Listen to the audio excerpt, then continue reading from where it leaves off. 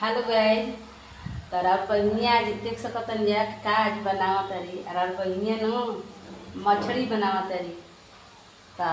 लीजा दिखला दे तनी। देखी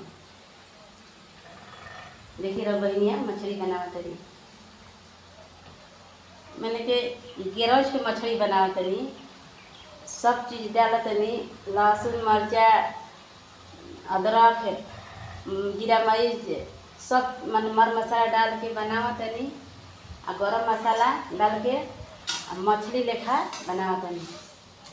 बहुत बढ़िया हम सब्जी बनाई ना कि जाके गेरोच के हम मछली बनावत तनी।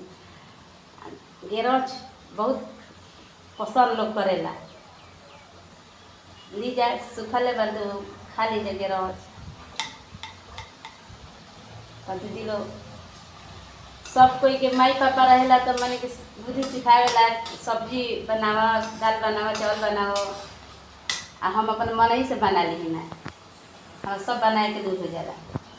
गरीबे के लड़की बानी, बाकी सब बनाए के दूध बढ़िया सब बुझाला के हाँ से बनेला।